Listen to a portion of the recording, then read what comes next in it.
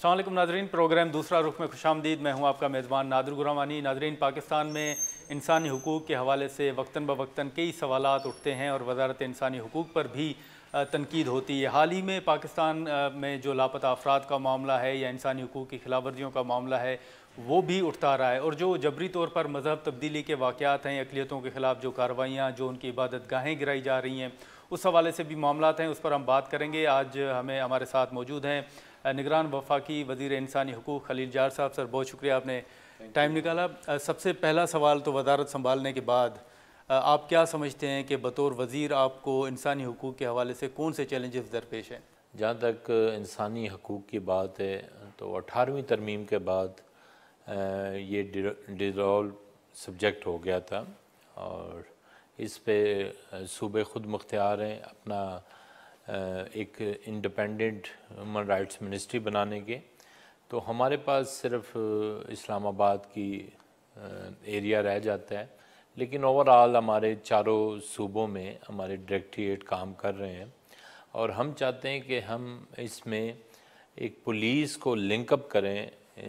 जो भी पुलिस थानों में जो भी इंसानी हकूक़ के ख़िलाफ़ रिपोर्ट्स दर्ज होती तो एक ऐसा मेकनिज़म हो कि वो हमारे पास भी वो डेटा उसी दिन आ जाए, ताकि हमें पता चल सके कि कहाँ कहाँ इंसानी हकूक़ की वायलेशन हो रही है।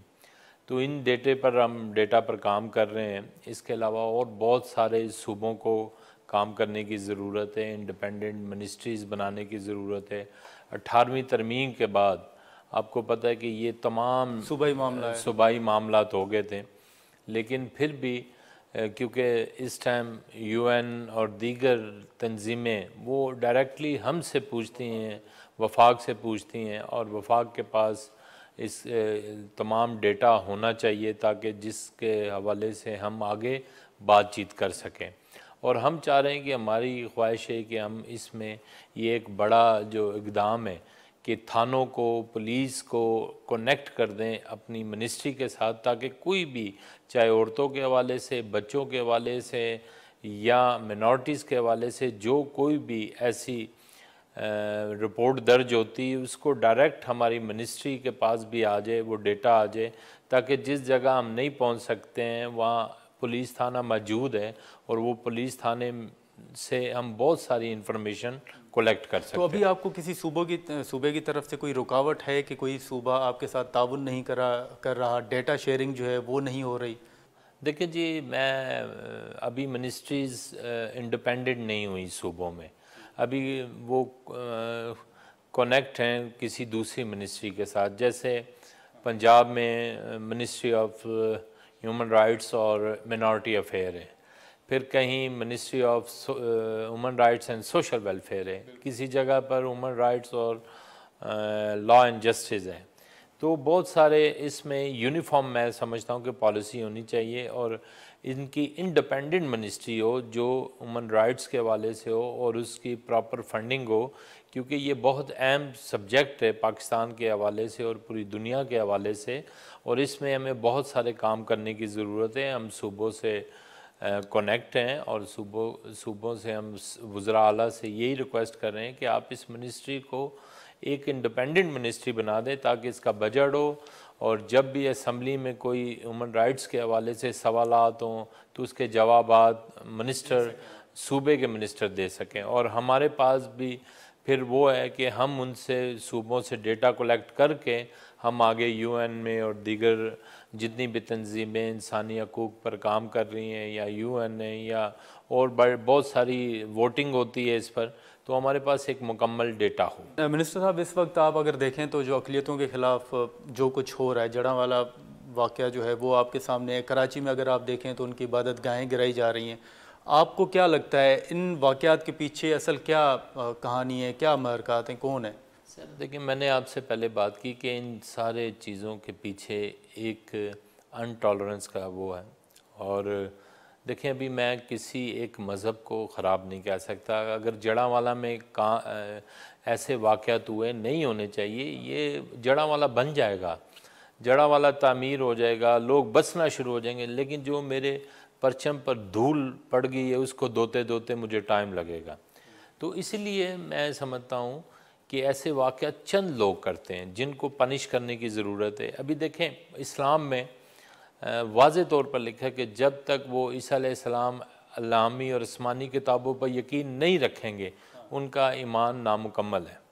तो जब हम किसी बाइबल को जलाएंगे या किसी के इबादत गाह को जलाएंगे तो फिर हम उनको नामुस्लिम समझ सकते हैं। जो ऐसा वाक़यात करते हैं वो मैं समझता हूँ कि शिद्दत पसंद हैं, इस मुल्क के दुश्मन हैं, वो ये काम करते हैं, कोई मज़हब नहीं करता। ओवरऑल देखें कि आप जितनी भी उसी जगह पर हमारे मौलाना हजरात ने जड़ांवाला में जाके चर्चिज़ में रंग किया, मस्जिदें खोल दी और उधर के लोगों ने उनको खाने दिए, उनको उनकी ज़िंदगियों को सेव किया। तो ये इंसानियत की बात है। ये नहीं हमने देखना कि जिन लोगों ने किया है उनका, मैं कहता हूँ ऐसे शिद्दत पसंदों का ना कोई मज़हब है ना कोई दीन है, वो अपने दीन से बेखबर हैं। और जब कोई अपने दीन से बेखबर होता है फिर वो ऐसे वाक़यात करता है। तो आपको लगता है कि इन वाक़यात में कोई बैरूनी हाथ भी मुलविस हैं? देखिए जी, मैं समझता हूँ कि इससे रिलेटेड था, आपको पता है कि मणिपुर इंडिया में बहुत तज़लील की गई, इंसानी हकूक़ की वायलेशन की इंतहा की गई इंडिया में। और मैंने तमाम रिस्पॉन्सिबल अदारों से ये अपील की है कि आप उधर देखें इंसानी हकूक़ की जो वायलेशन है। और मैं आपको एक वाज़ेह फ़र्क बताता हूँ कि पाकिस्तान में जितने भी वाक़यात हुए हैं कभी उनमें रियासत मुलव्वस नहीं हुई, लेकिन इंडिया में जितने भी वाक़यात हुए हैं उनमें रियासत मुलव्वस होती है और रियासत का उसमें किरदार होता है। इसलिए इंसानी हकूक़ की वायलेशन के अलावा वो अपने हलफ की भी वायलेशन करते हैं। तो ये जो पाकिस्तान में वाक़यात हो रहे हैं, आप समझते हैं इनमें भी कुछ बैरूनी हाथ मुलविस हैं? देखिए जी, हो सकता है। अभी कुछ अरसा पहले, आपको पता है कि मैं नहीं ये कह सकता क्योंकि इंडिया ने हमेशा पाकिस्तान पर बुरी नज़र रखी है और उनकी हुकूमत ने यही सोचा है कि हम पाकिस्तान के लोगों को लड़ाएं और इनको आपस में लड़ा के पाकिस्तान को बदनाम करें। मैं समझता हूँ कि ऐसे दुश्मन को हमें पहचानने की ज़रूरत है। हम आपस में ना लड़ें, हम आपस में एक दूसरे का एहतराम करें और इस मुल्क को, परचम को हमेशा सुरखरू रखें, सर बुलंद रखें। और उसी वक्त होगा जब हमारे में टॉलरेंस होगी और हम में एक दूसरे के बीइंग ए शहरी, पाकिस्तानी शहरी, हमारे ये हकूक़ कायदे आज़म मोहम्मद अली जिन्ना ने हमें दिए हैं। 11 अगस्त को उन्होंने वाज़े कहा और मैं शुक्र अदा करता हूँ कि पाकिस्तान में हर जो मिनॉरिटीज़ है उनको मजहबी आज़ादी है, वो किसी जगह भी अपने क्रूसेड कर सकते हैं, अपनी ईदें मना सकते हैं और ईदों में हम सब शामिल होते हैं। तो ये एक अच्छा साइन है। हमेशा हमने पाकिस्तान का बेड चेहरा दुनिया को दिखाया लेकिन कभी खूबसूरत चेहरा नहीं दिखाया कि हम यहाँ चाहे दिवाली हो, दशहरा हो, क्रिसमस हो, ईद हो या रमज़ान हो, हम एक दूसरे के मज़ाहिब का एहतराम करते हैं। चंद लोगों की वजह से जब हम पर एक दब्बा लग जाता है तो उन चंद लोगों को पनिश करने की ज़रूरत है ताकि दूसरे लोगों को ये यकीन हो सके कि हमने ये काम नहीं करना जिससे हमारे मुल्क की बदनामी है और ये पाकिस्तान हम सब का है। नाज़रीन, यहाँ पर एक शॉर्ट ब्रेक लेते हैं और ब्रेक के बाद फिर हम यहीं से गुफ्तगू शुरू करते हैं। प्रोग्राम में दोबारा खुशामदीद। मिनिस्टर साहब, आप क्या समझते हैं कि पाकिस्तान में कौन से ऐसे इलाके हैं जहाँ पे अक़लियतों के ख़िलाफ़ ज़्यादा कार्रवाइयाँ हो रही हैं या आपकी नज़र में कौन से इलाके हसास हैं? देखिए जी, अभी देखें पाकिस्तान, पूरे पाकिस्तान में पंजाब में ये वाक़यात कुछ ज़्यादा होते हैं और पंजाब में क्योंकि आबादियाँ ज़्यादा है और क्रिश्चन भी ज़्यादा हैं और इसमें ये कि ये वाक़यात आप इसके पस मंज़र में जाएं, ये 80 से पहले, 85 से पहले ये वाक़यात नहीं थे, कभी सुनने में भी नहीं आता था। लोग इतने प्यार मोहब्बत से रहते थे और ये आपको वजह पता ही है कि जब वार पर वार हुई और इसमें बड़ी अनटॉलरेंस आ गई लोगों में, तो ये अभी भी मैं समझता हूँ कि जितने हमारे पाकिस्तानी लोग हैं उनमें एक आपस में मोहब्बत का अभी भी जज्बा है, रिस्पेक्ट का जज्बा है। सब लोग ख़राब नहीं है, चंद लोगों की वजह से ऐसे वाक़यात होते हैं जिससे बहुत ज़्यादा बदनामी होती है और ऐसे वाक़यात की रोकथाम के लिए रियासत पूरी तरह एक्टिव है और रियासत अपना वजूद रखना जानती है। किसी शख्स को रियासत के अंदर रियासत बनाने नहीं देंगे। हमारी पाक अफ़वाज के भी दो टोक यही मैसेज है, हमारी हुकूमत का भी यही मैसेज है और हमारे दीगर लॉ एंड फोर्सेस एजेंसीज़ और पुलिस और फोर्सेस का भी यही है कि रियासत में किसी को रियासत नहीं बनाने देंगे। अगर कोई फ़्रैकान आपस में लड़ते हैं तो उसकी सज़ा हम पूरी आबादी को नहीं दे सकते, पूरी कम्युनिटी को नहीं दे सकते। उनको पाकिस्तान के कानून के मुताबिक पनिश भी किया जाएगा और पाकिस्तान कानून के मुताबिक जो लोगों के साथ नाइंसाफ़ी की उनको भी हम अपना पूरा उन पर एफ़र्ट रखेंगे और जब तक वो अपने घरों में दोबारा उसी तरह आबाद नहीं हो जाएंगे और बच्चे स्कूल्स जाना नहीं शुरू हो जाएंगे, हम चैन से नहीं बैठेंगे। जड़ावाला में मेरा 7वां विज़िट है, अभी हालात वहाँ बहुत अच्छे हैं। इंटरनेशनल मीडिया भी गया है, उन्होंने भी इत्मीनान का इजहार किया है और अप्रिशिएट किया है गवर्नमेंट को, चाहे वो फेडरल गवर्नमेंट हो या पंजाब गवर्नमेंट हो। तो ऐसे वाक़यात में स्टेट उनके साथ मज़लूम के साथ खड़ी रहती है, जालिम के साथ कभी नहीं खड़ी रहती। लेकिन मुल्क में एक जबरी मज़हब तब्दीली के जो वाक़यात हैं वो भी रिपोर्ट होते रहते हैं, आप समझते हैं कि उनमें कमी आई है या जबरी मज़हब तब्दीली के वाक़यात में इजाफ़ा हुआ है? देखिए जी, ये वाक़यात मोस्टली होते हैं सिंध में और सिंध में ये काफ़ी वाक़यात है और इस पर हमारी मिनॉरिटीज़ जो हिंदू मिनॉरिटीज़ हैं उनके साथ थोड़े ज़्यादा आते हैं और उस पर रोकथाम के लिए मिनिस्ट्री पूरी तरह अवेयर है। और मिनॉरिटीज़ का जहाँ तक सब्जेक्ट है वो आपके इल्म में होगा कि वो रिलीजियस अफेयर और इंटरफेथ हारमनी देखती है। मिनॉरिटीज़ कमीशन भी उनके पास है और मिनॉरिटी राइट्स भी उनके पास है और मिनॉरिटीज़ की रिहेबिलिटेशन और रिपेयरिंग और दीगर चीज़ें वो करती है। लेकिन क्योंकि इंसानी हकूक़ के जब ज़िम्रे में आती तो पूरी एज ए नेशन, चाहे वो मैं हमेशा बताता हूँ कि चाहे वो अगर हाउसिंग एंड वर्क्स है, अगर वो सड़क ठीक नहीं बनाती तो कोई लोग जाते हुए वहाँ ज़ख्मी हो जाते हैं या उनकी डेथ हो जाती तो वो भी इंसानी हकूक़ की खिलाफ वर्जी में आती। पार्लियामान भी आपसे पूछते हैं? जी हाँ, और इसलिए हम तमाम अदारों से कनेक्टेड हैं ताकि ये मिनिस्ट्री एक अहम मिनिस्ट्री, और मैं कहता हूँ कि ये मिनिस्ट्री, अगर मैं गलत ना हूँ तो ये मिनिस्ट्री मैं कहता हूँ कि अंबिया कराम की मिनिस्ट्री है, क्योंकि इंसानों के हकूक़ की बात हर एक मज़हब हर एक दीन करता है। लेकिन आपसे पहले राजा जो मिनिस्टर थे वो कहते थे, रियाज पीरज़ादा साहब, वो तो कहते थे ये डाक खाना है, बस फाइल आती है हम आगे भेज देते हैं।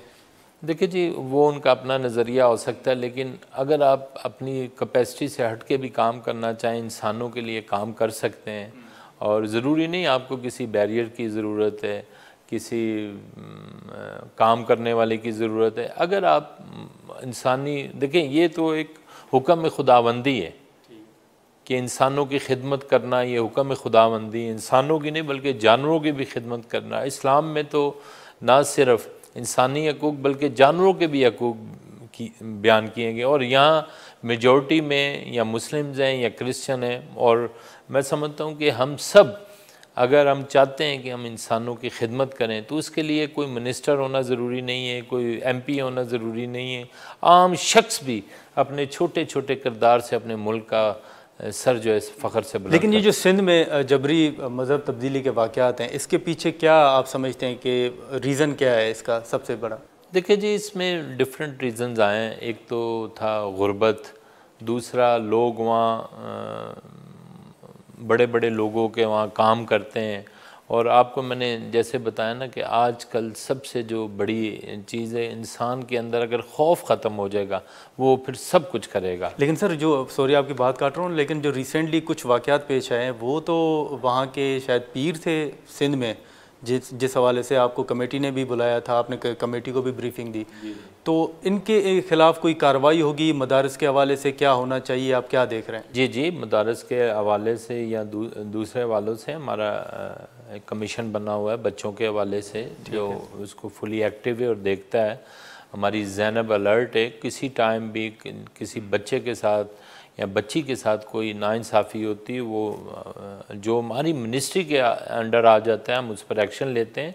और ये कोई अच्छा साइन नहीं होता पाकिस्तान के लिए जब ऐसे वाक़यात होते हैं या कोई भी अपनी लस्ट को पूरा करने के लिए बच्चियों के साथ नाइंसाफ़ी करता है। ऐसे बहुत सारे केसेस हैं और इन केसेस को रोकने के लिए हुकूमत की सिर्फ ज़िम्मेदारी नहीं है, फोर्सेस की ज़िम्मेदारी नहीं, हम सब की ज़िम्मेदारी है। वहाँ जहाँ मिनिस्ट्री नहीं पहुंच सकती, वहाँ लोग अपने ताई भी काम कर सकते हैं, मीडिया बड़ा किरदार अदा कर सकती है। और मैं आपको यकीन दिलाता हूँ कि मीडिया में जो केस रिपोर्ट होता है उसको हम ज़रूर फॉलो अप में लेते हैं और करते हैं, और हम शुक्रिया भी अदा करते हैं मीडिया का। और इसके अलावा भी हमारे रिसोर्सेज जो हमारे डीजीज़ बैठे हैं चारों सूबों में, वो भी, लेकिन अभी उस तरह काम नहीं है ह्यूमन राइट्स का जिस तरह मतलब फुली एक होना चाहिए, एक एक्टिव। और ये जो बच्चों के वाक़यात होते हैं, स्पेशली मिसिंग पर्सन है बच्चे, और ये इसके लिए मुख्तलिफ NGO से भी हम राब्ते। लेकिन आपको याद होगा कि एक रिपोर्ट भी सामने आई थी कि बलूचिस्तान में निजी जेल भी हैं, डॉन ने भी रिपोर्ट किया था। आप समझते हैं कि वाकई वहाँ पर निजी जेल हैं और ये सिर्फ बलूचिस्तान का मसला है, या दीगर इंटीरियर कमेटी में बताया गया कि ना सिर्फ बलूचिस्तान बल्कि ये पंजाब और दीगर सूबों में भी निजी जेल हैं जहाँ पे सरदार या वडेरे जो हैं वो अपने मुलाजमीन को रखते हैं कैद में?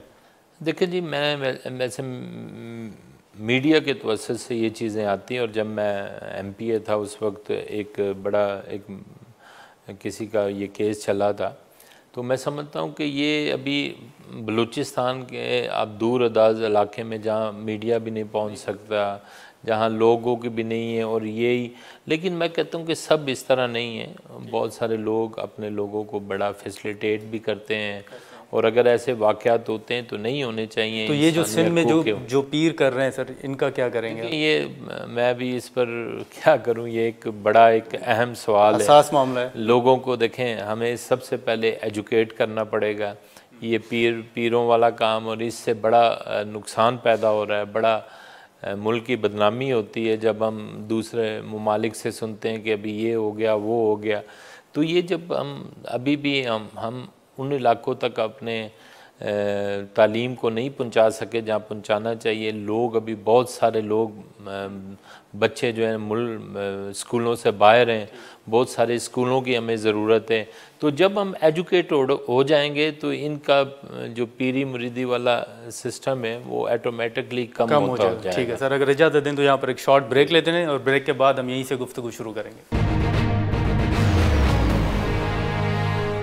प्रोग्राम में दोबारा खुशामदीद। इस वक्त सर अगर आप देखें तो हुकूमत ने एक फ़ैसला किया है कि जो पाकिस्तान में अफ़गान महाजरीन हैं उनको एक डेडलाइन दी गई है शायद कि 1 नवंबर तक वो खाली कर दें पाकिस्तान। बतौर वज़ीर इंसानी हुकूक आप समझते हैं कि हुकूमत का ये फ़ैसला दुरुस्त है, और जो अफ़गान रेफ्यूजीज़ यहाँ पर मौजूद हैं उनको इंसानी हुकूक या उन बेसिक जो राइट्स हैं उन बुनियाद पर रहने देना चाहिए, या आप समझते हैं कि हुकूमत का फ़ैसला दुरुस्त है? देखिए जी, हुकूमत में थोड़ा सा इसमें मिसअंडरस्टैंडिंग हुई है। हुकूमत ने उन अगवानियों की बात की है जो अनलीगल रह रहे हैं, ठीक है, नंबर 1। नंबर 2 ये बात की है कि जो क्रिमिनल उस एक्टिविटीज़ में मुलव्वस हैं उनको भी हम नहीं छोड़ेंगे। तीसरा, ऐसे जो अफगान रेफ्यूजीज़ हैं जो स्पेशली फॉर स्मगलिंग में इन्वॉल्व हैं या दीगर किसी उसमें इन्वॉल्व है, उनको नहीं हम छोड़ेंगे। बाकी ओवरऑल जिनके पास यहाँ के मतलब के पेपर्स हैं उनको हम तो नहीं निकाल रहे। और दूसरा, कुछ अगवानी ख़ुद भी जाना चाहते हैं और वो जाते हैं आते हैं, उनको कोई रोकथाम नहीं होती थी। लेकिन जिससे मैं समझता हूँ कि जैसे अभी आपको पता है कि क्रिमिनल केसेस में काफ़ी ऐसे लोग जिनके पास कोई एविडेंस नहीं था, तो जब ये वाक़यात होते हैं तो हमारे मुल्क की बदनामी होती है। तो हमने इनको कभी भी हमेशा जितना प्यार अफगानियों से हम लोगों ने किया है वो हम क्रेडिट भी लेते हैं कि हम अच्छे मेज़बान हैं और वेलकम भी है, और हमने उनको काफ़ी अच्छे तरीके से भी रखा और उनका ख्याल भी किया। तो अभी जब एक अनलीगल एक्टिविटीज़ या ऐसी चीज़ों में होंगे तो फिर गवर्नमेंट का जो रियासत का अपना एक फ़ैसला होता है, मैं समझता हूँ। तो आप समझते हैं कि अफगान महाजरीन मुलविस हैं यहाँ पर, जो मतलब जो हैं वो खुद ही उनकी इन्वेस्टिगेशन होगी और ख़ुद ही वो। सर आपने कलमदान संभालने के बाद ब्रीफिंग तो ली होगी वजारत से, आप क्या समझते हैं कि इस वक्त मुल्क में लापता अफराद जो हैं उनकी कितनी तादाद है? देखिए जी, अभी तक इस पर एक कमीशन बना हुआ है जिसके सरबरा भी आपको पता है, और उसको एक हमारे पार्टी के हेड भी बलूचिस्तान से डील कर रहे हैं। तो मेरा ख़्याल है कि उस पर अभी तक मुझे इतना फिगर करेक्ट हो नहीं, क्योंकि मैं भी बलूचिस्तान से हूँ। ठीक है। तो ये एक बड़ा एहसास मामला है और इस पर काम हो रहा है। और इंसानी हकूक़ के हवाले से जहाँ भी कोई ऐसी वो होती है, हम ज़रूर कोशिश करते हैं कि इस पर, क्योंकि ये एक काफ़ी अरसे से ये केस चल रहा है, क्योंकि मेरी मिनिस्ट्री से पहले का केस है, तो इस पर अभी तक हमारा कोई सच मैंने कोई इतनी ब्रीफिंग नहीं ली कि हम इस पर कोई आपको बहुत सारी डिटेल दे सकें।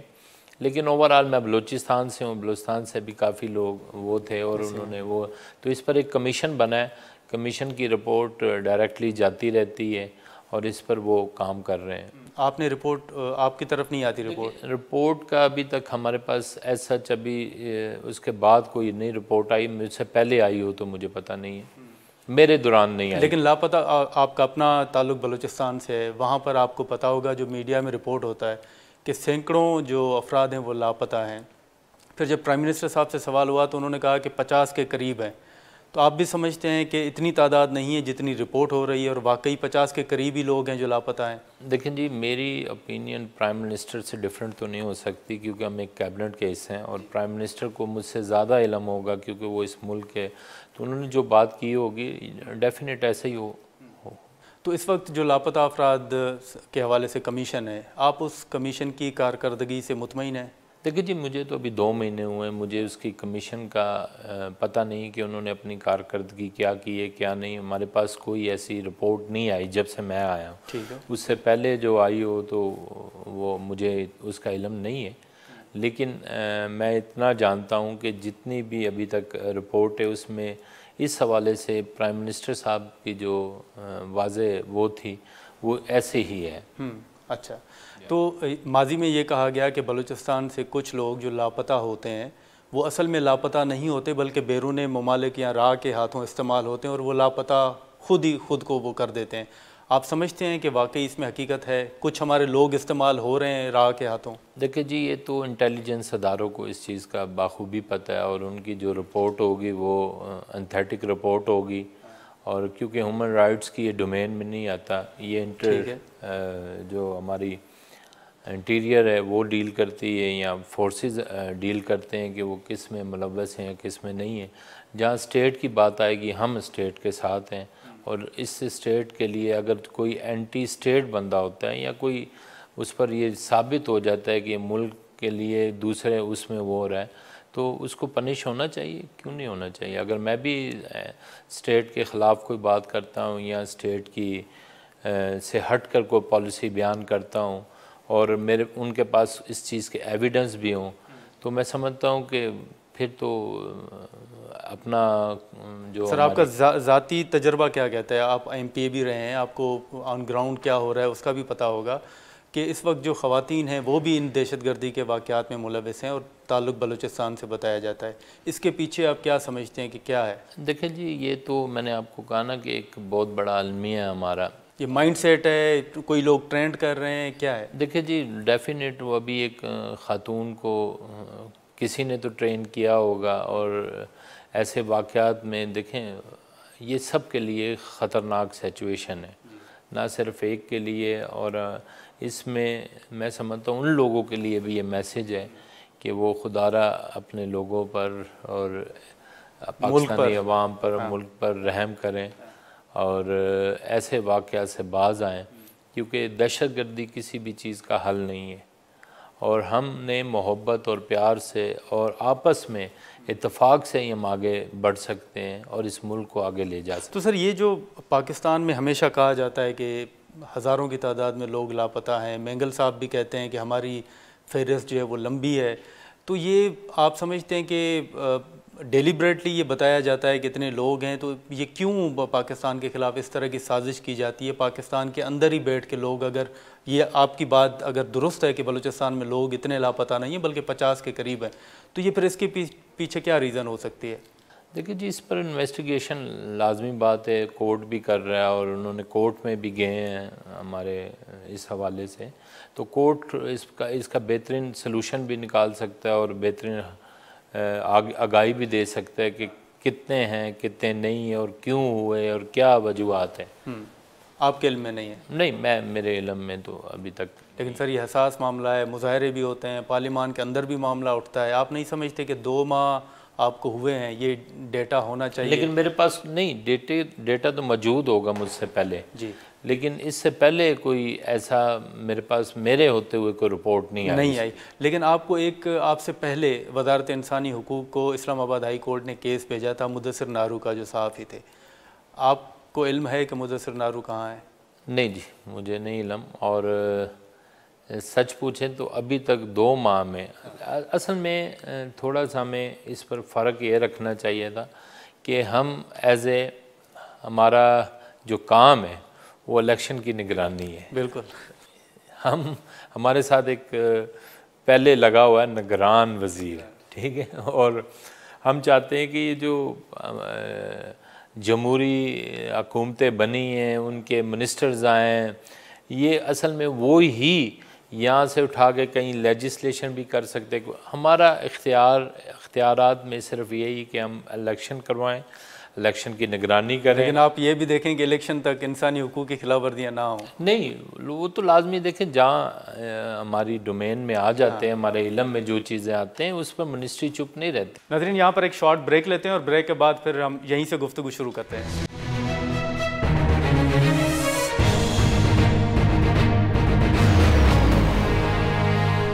इस वक्त एक जमात जो है उसके कुछ रहनुमाओं के ख़िलाफ़ मिलिट्री ट्रायल भी हो रहा है और ये भी तनकीद हो रही है कि क्या सिविलियंस के ख़िलाफ़ मिलिट्री ट्रायल होना चाहिए। तो बतौर वज़ीर इंसानी हुकूक आप समझते हैं कि उनके ख़िलाफ़ जो मिलिट्री ट्रायल का फ़ैसला है वो दुरुस्त है? देखिए जी, ये अब 9 मई जी, 9 मई वाले, देखिए जी 9 मई को जो हुआ वो आपके सामने ही है। बिल्कुल। पाकिस्तान की तारीख़ में इंडिया 78 साल में वो नहीं कर सका जो हमने खुद कर दिया। और क्या आप समझते हैं कि हमारा पड़ोसी मुल्क, हमारा दुश्मन, क्या उसने अपने मीडिया में इस वाक़यात को किस तरह बयान किया? बिल्कुल। और उसने कहा कि जो हम नहीं कर सके वो वहाँ के लोगों ने कर दिया। ये कोई अच्छा साइन नहीं था। और जहाँ तक 24 जून 2023 को हमारी ह्यूमन राइट्स की एक रिपोर्ट शाया की है, जो इनोसेंट लोग हैं जी, जिन्होंने कुछ भी नहीं किया, जो फोर्टेजेस में नहीं है, उनको रिहा कर दिया गया। और टोटल? हाँ, नहीं टोटल नहीं, जो इनोसेंट थे वो अब आप समझते हैं कोई भी ऐसा बंदा जो इनोसेंट तो कोई भी नहीं है ना, जिन पर अच्छा। ये चीज़ें फोर्टेजेस और दीगर ज़रिए से सामने आई हैं, उनका ट्रायल चल रहा है। और आप देखें ना, अभी GH के ऊपर दावा बोल दिया। अभी जिन फैमिलीज़ के शोहदा जिन्होंने इस मुल्क के लिए कुर्बानियाँ दी, इस मुल्क के इंसानों के लिए कुर्बानी दी, मेरे और आपके लिए जिन्होंने कुर्बानियाँ दी, हम उन फैमिलीज़ को क्या जवाब दें? जिन्ना हाउस में जो आग लगाई गई, मतलब जो, और जिसने इस मुल्क को बनाया, जहाँ मैं वहाँ विज़िट मैंने किया, इतने कीमती एहसासे जो हमारे बानी पाकिस्तान के थे, वो 1 मिनट में आपने अपनी नफ़रत में उसको जला दिया। और जो कुछ हुआ ये भी तो देखें। तो आप समझते हैं कि ये एक मुनज़्ज़म साजिश थी जो कुछ हुआ? देखिए जी, वाज़े तौर पर मीडिया से तो कोई चीज़ नहीं छुपी, ठीक है ना, मीडिया से कोई चीज़ छुपी नहीं है। आप लोगों ने उसको बयान भी किया और उनकी कन्वर्सेशन भी सुनाई, और जिस तरह, तो ये सारी चीज़ें देखें मुल्क के लिए तो अच्छा नहीं है। अगर ये मुल्क है तो हम प्राइम मिनिस्टर भी बनेंगे, हम MPA भी बनेंगे, हम डॉक्टर और इंजीनियर। अगर ये मुल्क की हालत आप ऐसे कर देंगे कि इसका कोई वाली वारिस नहीं है, तो फिर मेरे भाई कैसे हम यहाँ रह सकते हैं? उस्मान डार साहब लापता हुए, फिर इंटरव्यू दिया, सामने आ गए। आप समझते, हाई कोर्ट ने कहा कि उनको आप ले आएँ, अदालत में पेश करें, पुलिस ने कहा हमें इल्म नहीं है, लेकिन वो कुछ माह के बाद खुद ही सामने आ गए। तो आप समझते हैं कि इसके पीछे कुछ हाथ थे, कुछ कुव्वतें थीं, या खुद ही वो लापता थे? नहीं, मैं समझता हूँ कि देखें, लोगों को पता है कि हमने क्या किया है, ठीक है, मतलब उनको खुद पता है कि हमने पाकिस्तान के लिए क्या किया है। हाँ। पाकिस्तान का किस तरह हमने नक्शा और बदनामी करवाई, उनको खुद पता है। तो मैं अभी ये नहीं कह सकता कि वो कहाँ है, लेकिन कुछ दिनों बाद हमें खुद पता चलता है कि वो बंदा खुद पहुंच गया, और फिर कहते हैं जी। लेकिन ये मैं आपको बताऊं, ये जो इस टाइम हम खेल रहे हैं अपने मुल्क के साथ, इसको बंद होना चाहिए। ठीक है, मुल्क हम सब का है, हम सब इसके वाली वारिस हैं, कोई एक पार्टी इसकी वाली वारिस नहीं है। और जिस तरह मैं समझता हूँ कि 9 मई को यकीन माने मेरा दिल खुद रंजीदा था कि यार ऐसा तो पाकिस्तान की तारीख़ में कभी भी नहीं हुआ। बड़ी बड़ी पार्टियों के इख्तलाफात होते हैं, सब कुछ होता है, लेकिन इस तरह नहीं हुआ कि आप अपने फ़ौजी तनसीबात पर चढ़ दौड़ें। और ये क्या था, आपके उससे पहले देख लें, सिविल नाफरमानी की कॉलें दी गई, बिल फाड़ दो, ये कर दो, वो कर दो। तो ये नौजवानों का ना हमने माइंड बिल्कुल ही गुमराही की तरफ ले गए। और मैंने हमेशा मैं अपनी यूथ से दिल खोल कर बातें करता हूँ कि आप अपने मुल्क का सोचें। आपने कल इस मुल्क की बागडोर संभालनी है, हमने अपना वक्त गुजार दिया, आप अपने मुल्क के लिए खड़े हों। और जो भी ये मुल्क है तो हम हैं। जिस तरह नौजवान, इनमें बहुत पोटेंशियल है, लेकिन इनको हमने गलत राह पर लगा दी। लेकिन सर ये क्या कहानी है कि जो लोग लापता होते हैं वो इंटरव्यू देते हैं तो सामने आ जाते हैं, प्रेस कॉन्फ्रेंस करते हैं तो सामने आ जाते हैं? उनकी विलिंग होती है, वो विलिंग होती है। किसी आपने कभी देखा है किसी जगह किसी ने बंदूक रखी हो कि भाई आप ये करो? कहीं आपको एविडेंस मिला है ऐसा? वो खुद उनकी विलिंग होती है। और जो वो शर्मिंदा है इस चीज़ पर कि हमने किया क्या। आप ख़ुद भी देखें ना, अगर एक बंदा इन्वॉल्व है कि GHQ पर हमला कर दे और शहीदों के मुजस्मे जला दे और वो कर दे, तो वो ख़ुद उसके अंदर, वो भी तो इंसान है, उसके अंदर भी तो एक एहसास है ना कि मैंने किया क्या है। अगर वो शर्मिंदगी इसको सता के अगर वो इंटरव्यू देता है कि हमसे गलत हुआ और हमसे करवाया गया, तो इसमें तो इसके पीछे कोई दबाव नहीं है? नहीं, तो उसके दिल की आवाज़ है। मैं गलत काम करता हूँ बीइंग इंसान, तो मैं कल पछताता हूँ कि यार मेरे से गलत काम क्यों हुआ और मैं उसकी माफ़ी मांगता हूँ। लेकिन human rights commission of Pakistan का तो कुछ और मौक़िफ़ है। वो तो कहते हैं कि जो कुछ हो रहा है वो दुरुस्त नहीं है, ख़ास तौर पर इंटरव्यूज़ और मीडिया के हवाले से। नहीं, ये किसने कहा? Human rights commission of Pakistan, HRCP। देखिए मेरी बात सुने, वो इंडिपेंडेंट है, ठीक है ना, वो अपनी, हर किसी की अपनी राय है। लेकिन मैं तो आपको अपनी राय बता रहा हूँ ना कि अगर बीइंग इंसान आपसे कोई गलती हो जाती तो उसकी क्या माफ़ी का रास्ता तो है। तो अगर आके एक बंदा अपोलोजाइज़ कर रहा है, माफ़ी मांग रहा है कि मेरे से गलती हुई और मुझसे ऐसे करवाया गया और अब मैं नहीं करूँगा, तो रियासत को चाहिए उसको माफ़ कर देना। खुदा भी तो माफ़ करते हैं, हज़ारों गुनाह माफ़ करते हैं। ठीक है सर, बहुत शुक्रिया, आपने टाइम निकाला। नाज़रीन, खलील ज़ाहर साहब की गुफ्तगू आपने सुनी वज़ारत इंसानी हुकूक़ के हवाले से। माजी में भी जैसे हमने जिक्र किया कि अहम सवालात उठते रहे हैं। लापता अफराद के हवाले से उनका कहना है कि डेटा तो मौजूद है, लेकिन अभी उनका, जब से उन्होंने कलमदान संभाला है, उनके सामने ऐसी कोई रिपोर्ट सामने नहीं आई। जो कमीशन है लापता अफराद के हवाले से, वो रिपोर्ट जो है अपने हिसाब से अपने टाइम फ्रेम के अंदर वो भेजता रहता है। आज के प्रोग्राम में इतना ही, इजाज़त दीजिए, अल्लाह हाफ़िज़।